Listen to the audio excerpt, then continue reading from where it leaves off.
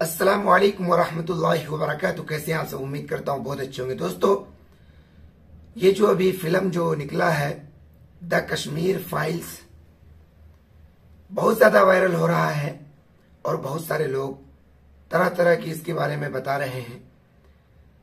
मैं आपको इस वीडियो में एक वीडियो दिखाऊंगा जो एक छात्र है, बिहार से ताल्लुक रखता है, अमन लाल नाम है उनका। वो इस फिल्म को देखकर आया और उसके बाद इसके बारे में क्या बता रहा है, आप पूरी वीडियो को जरूर देखिएगा। आपको समझ में आ जाएगा वाकई में क्या सच्चाई है और लोग इसके बारे में क्या कह रहे हैं।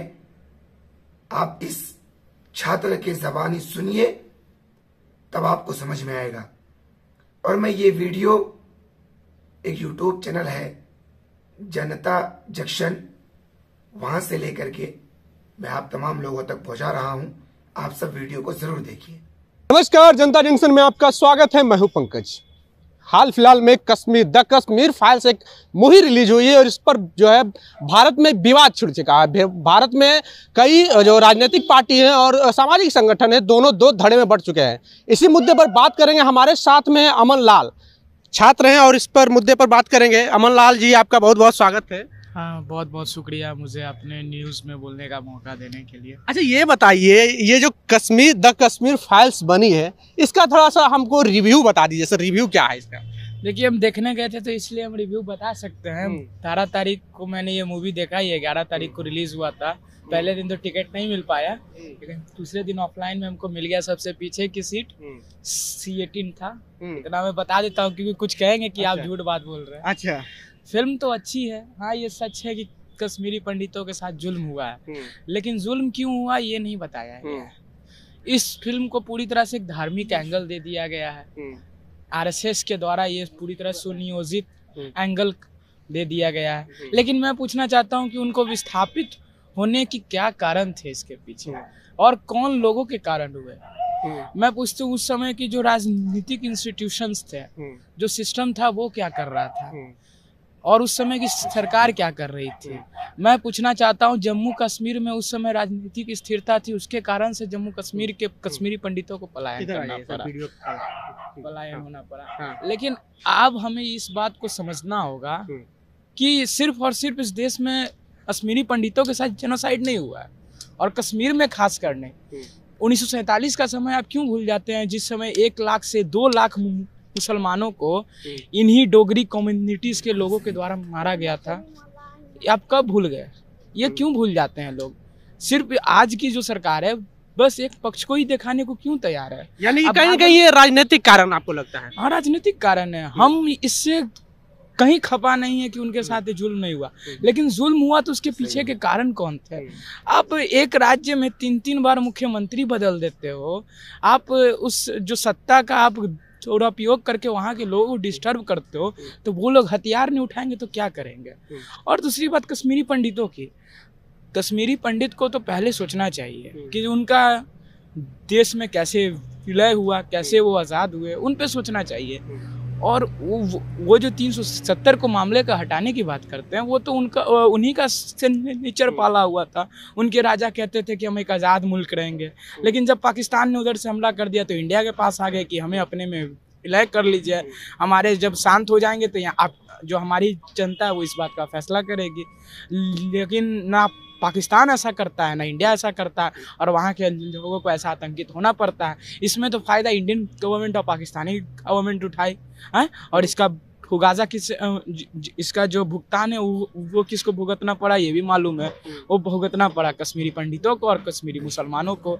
सिर्फ एक तरफ की दुखों को मत देखिए।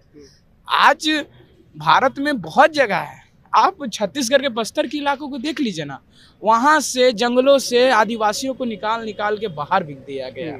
ये कहाँ का न्याय था? वो उनके घर से आपने निकाल, आज भी वो देश में रेफ्यूजी बन के रह रहे हैं वो सब भी।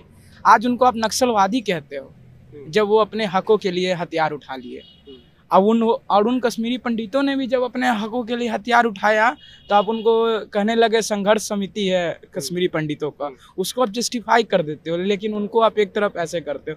तो यहाँ दोनों पक्षों की समझने की जरूरत है। अच्छा, आपको क्या लगता है क्यों कश्मीरी पंडित का जो ये मामला है बहुत ज्यादा हाइप किया जा रहा है? क्या मामला, क्या क्या लगता है? देखिए, उठाया जा रहा है, सच्चाई तो ये है कि उनकी आवाजों को उठाया नहीं जा रहा है, उनको परगलाने का काम कर रहे हैं। कैसे? क्योंकि आज भी कश्मीरी पंडित कश्मीर में रह रहे हैं, इसमें कोई दो राय नहीं है। आज भी हजारों की संख्या में वहाँ रह रहे हैं और उन्हें को आज भी वो कश्मीरी मुसलमानों के साथ एकता के साथ रह रहे हैं। लेकिन ये मोदी गवर्नमेंट ऐसी है जो उनके शांति को देखना नहीं चाहती है। यही श्यामा प्रसाद मुखर्जी जाके पहली बार कश्मीर में स्थिरता लाने का काम किए थे। ये किसी से छुपा हुआ नहीं है और उन्हीं में उनकी मृत्यु भी हुई थी। तो इस बात को समझना होगा, बीजेपी भारत के लिए कभी ना आज तक उपयोगी रही या ना रहेगी। और इस फिल्म जब ये आया है, एक बात बताइए कि ये अपने आप को सुप्रीम कोर्ट से भी ऊपर समझ लिए हैं विवेक अग्निहोत्री। जो मामला कोर्ट में चल रहा है कि जेएनयू में वो नारे लगे थे कि नहीं और उस नारे को किसने लगाया, आज तक वो मतलब साबित नहीं हो सका। और आपने कैसे साबित कर लिया कि उन्होंने ही लगाया है? अच्छा, ये फिल्म में हाँ, साफ साफ दिखा। ये पूरी तरह से फिल्म को देखिए, फिल्म के क्रोनोलॉजी को देखिएगा तो पूरी तरह से ये एक तरफ मतलब लेफ्टिस्ट लोगों को बदनाम करने की साजिश है। लेकिन सच्चाई तो ये है कि देश की आज़ादी की लड़ाई इन आरसीएसियों ने नहीं लड़ी थी। 1947 में ये कांड हुआ, जहाँ से इसका मतलब शुरुआत हुआ है कश्मीरी पंडितों और कश्मीरी मुसलमानों में ये कन्फ्लिक्ट। 1947 में आरएसएस के सय में डोगरी कम्युनिटी की सेना, जो हरि सिंह की सेना 1 से 2 लाख मुसलमानों को मारने का काम करती है, वहीं से दोनों कम्युनिटी के बीच में असंतोष की भावना फैल जाती है। इस बात को समझना होगा। यही मुसलमान गए थे कश्मीरी पंडित के पास कि आप कुछ कर सकते हैं, डोगरी कम्युनिटी वाले हमको छोड़ नहीं रहे। लेकिन कश्मीरी पंडित अपने आप को तटस्थ कर लिए थे और वही कारण है कि आज इनके साथ ऐसा हो रहा है। आप जो कह रहे हैं लेफ्टिस्टों की बदनाम करने की कोशिश की जा रही है, कन्हैया कुमार का सीधा सीधा नाम आ रहा है, तो वो तो अब लेफ्टिस्ट नहीं, वो कांग्रेसी हो गए, तो आप लोग को इसमें क्या आपत्ति है? तो हम उनकी बात भी नहीं कर रहे हैं, लेकिन जब ये बात उठ रही है तो ये तो सारे कम्युनिस्टों पे, और इनको मालूम नहीं कम्युनिस्ट क्या थे। कम्युनिस्टों ने ना जाने अपने कितने कॉमरेड्स। अच्छा, हम उस पर नहीं जाना चाहेंगे अमन जी। हम ये बताइए कि ये जो मूवी है समाज पर क्या प्रभाव डालेगा और ये क्यों लाया गया, आपको क्या लगता है समाज पे इसका क्या असर पड़ेगा? समाज में तो इससे तो एक तरह से सामंतवादी ताकतों को इससे बढ़ावा मिलेगा। आज एक दलित का भी बच्चा कह रहा है कश्मीरी पंडितों के साथ गलत हुआ। मैं उस दलित के बच्चे से पूछना चाहता हूँ, तुम्हारे साथ जो सदियों से जुल्म हो रहा है वो क्या था? वो जेनोसाइड नहीं था, वो क्या था? ये भी तो सवाल बनता है। सिर्फ आप एक पक्ष को देख रहे हैं, दोनों पक्षों को देखिए। भागलपुर में जो हजारों की संख्या में मुसलमान और पिछड़े जाति के लोग मार दिए गए और सारी सिल्क इंडस्ट्री को तबाह कर दिया गया, और यहाँ तक कि उनके लाशों को गोभी के पत्तों से तोप दिया गया। ये कितना हॉरिफिक था। वो जेनोसाइड नहीं था, उसके कारण पूरा बिहार का इंडस्ट्रियल सेक्टर बर्बाद हो गया। लोग इधर से उधर माइग्रेट होने लगे अपने काम के लिए। वो जेनोसाइड नहीं। आज भी लाखों की तादाद में सारे बिहारी विस्थापित हैं। उन पर क्यों नहीं बोलता है मीडिया? उन पर क्यों नहीं फिल्म बनता है? आप जिस तरह से कश्मीर फाइल बना रहे हो, आप गुजरात फाइल्स भी बनाओ, भागलपुर फाइल्स बनाओ, बस्तर फाइल्स बनाओ, वो भी बनाओ। यानी कि इस तरह के कई मामले आ चुके हैं, फिर भी बहुत मामले हैं। लेकिन ये तो एक तरह से हिंदूवाद का चोला पहन के ये दिखाना चाह रहे कि हिंदुओं के बारे में हम सोच रहे हैं। यही सरकार 1933 में जब आम चुनाव होता है, यही all India Hindu Mahasabha, all India Muslim league के साथ गठबंधन करके चुनाव लड़ती है। क्या उस समय आपको नहीं मालूम था कि मुसलमान देश के लिए इतना खतरा साबित होगा? उस दिन आप क्या कर रहे थे? अब पहली बात, यहाँ के मुसलमान आतंकवादी नहीं है। उनको पहली बात हमको समझना होगा कि वो पहले हिंदू से, सब हिंदू थे। हिंदुओं में ऐसी, हिंदू धर्म में ऐसी कुरीतियाँ थी कि वो उस धर्म को एक्सेप्ट कर लिए। और मैं ये बात अपने से नहीं कर रहा हूँ, हवा से नहीं, खुद स्वामी विवेकानंद की कही हुई बात है। जब वो सम्मेलन में रहते हैं धर्म संसद में, तो उनसे एक सवाल पूछा जाता है। रिपोर्टर पूछते हैं कि क्या ये सच बात है कि इस्लाम का उदय भारत की तलवार की नोक पे हुआ? तो वो कहते हैं कि ये जो बात कहते हैं वो सबसे बेवकूफ़ है। सच बात तो ये है कि जब मंदिर के दरवाजे उन लोगों के लिए बंद थे तो मस्जिद के दरवाजे खुले हुए थे। तो हम लोग को ही मालूम है 1947 में श्री बाबू का देन था कि हम लोग को मंदिर में एंट्री मिला, खुद बिहार के पिछड़ी जाति और दलितों को। तो ये तो 1947 की बात है। पहले क्या होता वो तो भगवान जाने। तो ये लोग सिर्फ और सिर्फ प्रोपागेंडा फैला रहे हैं। और मैं कहता हूँ नहीं, उनके साथ जाती हुई है, लेकिन आप जो एंगल जोड़ना चाह रहे हो वो एंगल से जाती नहीं हुई है। सही बात है। यानी कि इन्हें राजनीतिक एंगल जोड़ करके फायदा लेने की कोशिश की जा रही है। कौन फायदा लेना चाह रहा है? सीधा सीधा सवाल। सीधा है, जो राइट विंग के लोग हैं, जो आरएसएस माइंडसेट लोग हैं, फिर से वो कश्मीर में घुस के वही 1927 वाले कत्लेआम मचाना चाह रहे हैं। देखिए, उनमें 300 से 400 लोगों की हत्या हुई थी और कम से कम 50,000 लोगों की वहाँ से ये हुई थी, क्या कहते हैं उसको, विस्थापन।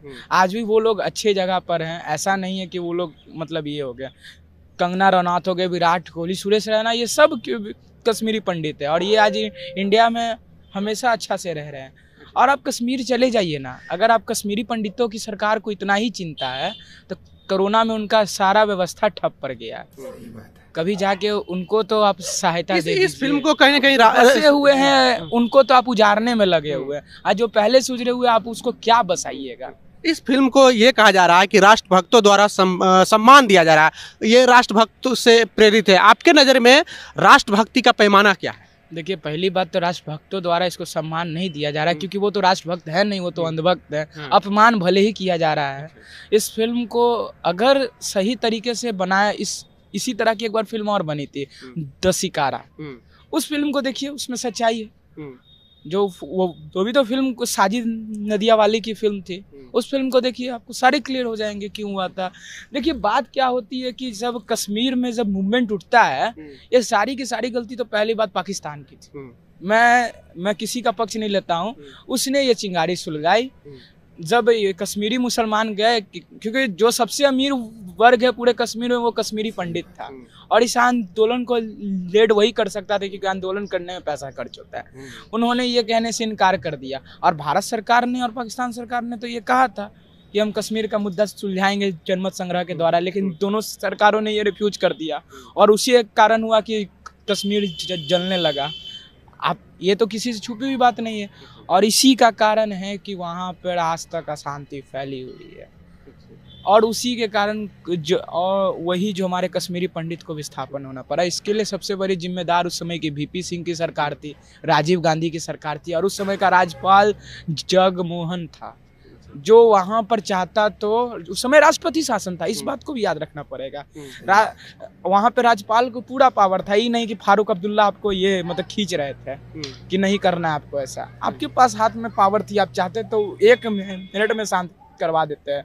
अच्छा, ये बताइए, अभी जीतन राम मांझी जो कि बिहार के पूर्व मुख्यमंत्री हैं, वो उन्होंने कहा है कि दलितों और पिछड़ों पर, खासकर आदिवासियों पर बहुत अत्याचार हुआ है, उस पर क्यों नहीं फिल्म बनती है? इन पर आपकी क्या प्रतिक्रिया है? तो भैया, फिल्म बनाने वाले ब्राह्मणवादी सोच के लोग हैं, एक्टिंग करने वाले ब्राह्मणवादी सोच के लोग हैं, तो वो क्या दलितों पे फिल्म बनाएंगे? आप साउथ में जाइए, वहाँ बनती है, जय भीम फिल्म बनती है, ये तो आप जाके देखिए, फिल्म बनती है, लेकिन इनमें उतनी कुव्वत नहीं है कि ये सब फिल्म बना सके, क्योंकि इन्होंने ही वैसा किया है, तो आप क्या एक्सपेक्ट कर सकते हैं? अच्छा अमन जी, आखिरी में कुछ सुना दीजिए, आपके गले से कुछ सुनने का मन कर रहा है। उस फिल्म में गाना गाया गया है कि हम देखेंगे, जो फैज अहमद फैज साहब की नज़्म है, तो उसी की 2 लाइनें मैं पेश करूंगा। हम देखेंगे, लाजिम है कि हम भी देखेंगे, हम देखेंगे वो दिन के जिसका वादा है, जो लौहे अजल में लिखा है। हम देखेंगे जब जुल्म सितम के कोहे गरा रूई के तरह उड़ जाएंगे, हम देखेंगे, लाजिम है कि हम भी देखेंगे, हम देखेंगे। बहुत बहुत शुक्रिया। एक आख शायर नहीं सुना दीजिएगा कोई बढ़िया वाला, जिससे राष्ट्रभक्त जाग जाए? आपको माइग्रेशन पे से बता देते हैं कि किस्मत में अगर परदेश लिखा हो तो वतन को क्या याद करना, और जहाँ बेदर्द हाकिम हो वहाँ फरियाद क्या करना। देखिए, तो ये अमन लाल जो है, आपको हमारी और इनकी बातचीत कैसी लगी? आप अपनी प्रतिक्रिया कमेंट बॉक्स में जरूर दें। अगर आप YouTube चैनल पे देख रहे हैं तो चैनल को सब्सक्राइब कर लें, Facebook पेज पे देख रहे हैं तो पेज को लाइक कर लें। मिलते हैं अगले वीडियो में। बहुत बहुत धन्यवाद। बिल्कुल सही बोला है। सिर्फ एक ही जात को या एक धर्म को इस तरीके से टारगेट करना सही नहीं है। दोस्तों, वीडियो को लाइक कर दे, वीडियो को शेयर कर दे। मिलते हैं इंशाल्लाह अगली वीडियो में।